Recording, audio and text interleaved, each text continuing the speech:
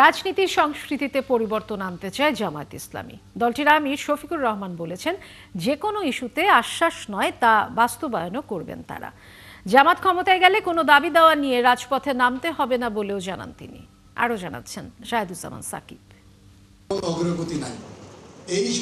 দেশের প্রান্তিক পর্যায়ের ২০০ স্বাস্থ্যকর্মীকে নিয়ে সেমিনারের আয়োজন করে কমিউনিটি ক্লিনিক স্বাস্থ্য সহায়তা ট্রাস্ট।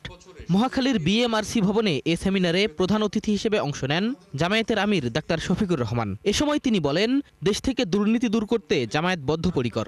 আমাদের দেশের মানুষ অনেক ভালো, আমাদের মতো কিছু রাজনীতিবিদ অনেক খারাপ। এই অনেক খারাপদের কারণে ভালো মানুষগুলোর জন্য ভালো একটা দেশ, একটা পাটাতন, একটা বীজতলা আমরা তৈরি করতে পারিনি।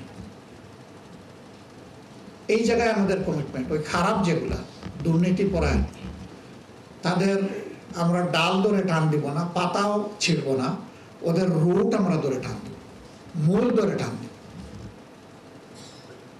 যাতে মূল থেকে দুর্নীতিকে উপড়ে ফেলা যায়। জামায়াত শুধু আশ্বাসের রাজনীতিতে বিশ্বাসী নয় মন্তব্য করেন জামায়াতের আমির। সমাজের কোনো সেকশনের কোনো দাবি দাওয়া নিয়ে সরকারের কোথাও কোনো ধর্ণা দিতে হবে না এবং কোনো মিছিল মিটিং করতে হবে না। বললেন তাহলে কি আমাদের বলার অধিকার কেড়ে নেবেন? না না, বলার অধিকার কেড়ে নিব না, বলার দরকার পড়বে না ইনশাআল্লাহ। সরকারের দায়িত্ব হচ্ছে, যারা যে জনগণ আমাকে এই দায়িত্ব দিবে, আপনাকে এই দায়িত্ব দিবে, আপনার দায়িত্ব হচ্ছে সেই জনগণের অধিকার তার ঘরে তার হাতে পৌঁছে দেওয়া।